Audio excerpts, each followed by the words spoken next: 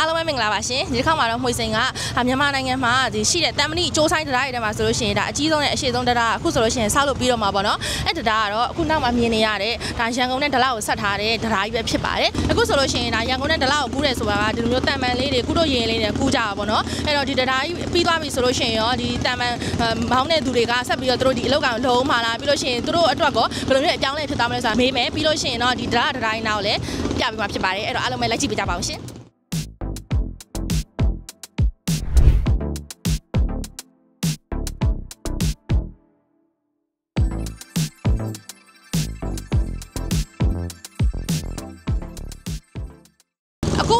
အခုဆိုလို့ရှိရင်ဒါဒလတရားကြီးကစောင့်နေတာပြီးတော့မယ်ပေါ့နော်ဒီ2025ခုနှစ်ဒီနေ့12လပိုင်းဆိုလို့ရှိရင်ဒီတရားကြီးကပြီးသွားပြီဒီတရားဘွားနေပြီးတော့သွားလို့ရပြီပေါ့နော်အဲ့တော့ဟိုကဒီတစ်ခေါက်မှာဒါဒလတရားကြီးဟိုဒါလုံးဝမဖွင့်သေးခင်ပါပေါ့နော်တရားကြီးနောက်သွားမယ်တရားကြီးကဒီတရားကြီးဆိုလို့ရှိရင်အခုမြန်မာနိုင်ငံမှာဒီတမ်မဏိကျိုးဆိုင်တရားတွေထဲမှာပေါ့နော်အရှိန်ဆုံးအမြင့်ဆုံးပေါ့နော်ဒီရေလန်းကင်းလို့ပေရလဲအမြင့်ဆုံးနဲ့ဒီတရားကြီးကအားလုံးစုစုပေါင်းပေ6000ကျော်တောင်ရှိရပေါ့နော်အားကြောင့်မို့လို့ဒီနေ့ကတော့ဒီတရားကြီးပေါ်လာတဲ့ဒီနောက်ပိုင်းမှာရောဒီတမ်မန်ပေါင်းတဲ့ဒီဦးလေးတွေပေါ့နော်ဦးလေးတို့ရဲ့အခြေအနေကဘယ်လိုဖြစ်သွားမလဲသူတို့စိတ်ကဘယ်လိုမျိုးခံစားရလဲအဲ့ဒါလေးမေးသွားမှာဖြစ်ပါတယ်ရှင်ဒီတရားကြီးကိုဆိုလို့ရှိရင်ဒါ2018ခုနှစ်ကတည်းကစပြီးတော့ဆောက်တာပေါ့နော်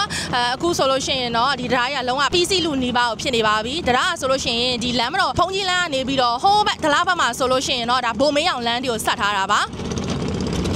တန်ပန်မောင်းတာဘယ်လောက်ကြာသွားပြီလဲ၄နှစ်လောက်ပဲရှိတယ်၄နှစ်လောက်ရှိအခုတနေ့ကိုဘယ်နှခါလောက်ဆွဲရအခေါက်ရကတော့အများကြီးပဲဒါပေမဲ့ဒီနေ့ဟိုနေမို့အခေါက်ရကတော့20-30တော့ဆွဲရတော့အခုဆိုဒီဒလားတရားကြီးလည်းပြီးတော့မှာဆိုတော့ဒီတန်ပန်စီးရဲ့သူဘယ်လောက်နေဝါမှာနေဝါမှာပေါ့လေသူကဘယ်လောက်လောက်နေဝါမယ်သူနေနေတယ်ကျွန်တော်တို့ခံမှန်းချက်ကတော့အခု3ပုံလောက်သွားရင်တပုံလောက်ရော့တော့မယ်ပေါ့အဲ့လောက်ပဲဖြစ်နေခုလိုအနေနဲ့ဒါ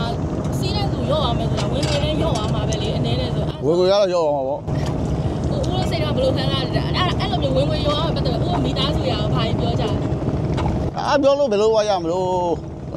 တော့ဖြစ်လာတဲ့ဟာကိုဘယ်လိုဝါပြောရကိုမကိုက်ရင်မကိုက်ရင်မမောင်းနဲ့ဒါပဲကြီးတင်းမဲလောက်ရှာပေါ့တန်ပန်မောင်းနဲ့လူတွေရောဒီလိုပဲအခုဆိုခုမှလည်းသူကြီးပဲအများကြီးရှိရလေအဲ့လိုအများကြီးဆက်ရှိနေမယ်လို့ထင်တာဟုတ်လို့တန်ပန်မောင်းနဲ့သူလည်းသူ့မိသားစုတဲ့သူလည်းလောက်ရှာရကိုလည်းကိုမိသားစုတဲ့ကိုလိုပဲလုံးကန်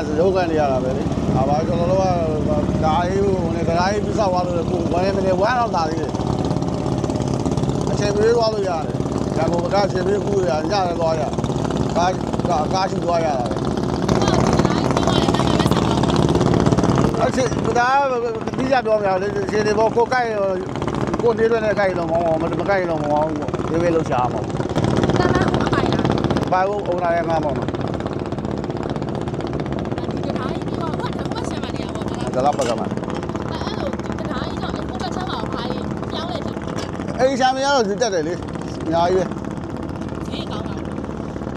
သူဆဲပြီးရောက်တော့1000ကျော်လောက်ပြည့်တယ်။ဒီနေ့ဆိုနေချိန်ကစဆွဲရ။ကျွန်တော်တို့အေးအေးတော့စမောင်းမယ်ဆိုရင်3နာရီ4နာရီလောက်စမောင်းရကျွန်တော်တို့မမောင်းကျွန်တော်တို့မောင်းလည်းအဲမိုးလေးမှဆွဲပြီးတော့လက်ဖေးတက်ထားပြီးမှ6နာရီခွဲတော့ရှင်းမောင်းတာ။အဲညဘက်ကျတော့10နာရီရှိ10နာရီလောက်မောင်းရ။နာမည်လေးဟောနာမည်ကိုတန်းဦ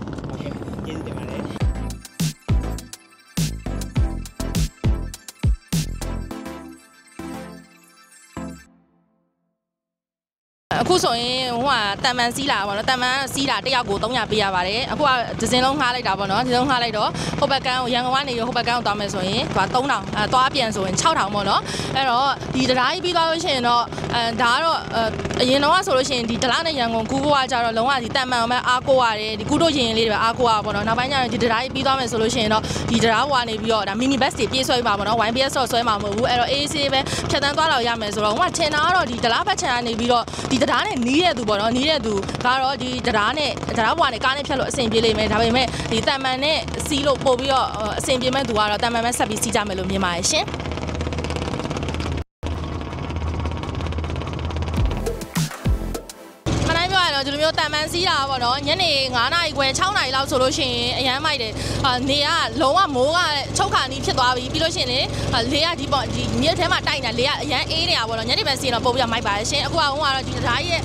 အမြင့်ဟိုပြီးလို့ရှိရင်ဒါတိတ်တိတ်ချာချာလေးမြင်ရအောင်လို့ပေါ့နော်အဲ့ကြောင့်မလို့မနက်ပိုင်းစီးလိုက်တာပါဒါပေမဲ့နေတော့တော်တော်လေးပူပါတယ်ရှင်မြင်တဲ့အတိုင်းပါပဲနေတော်တော်ထိုးတယ်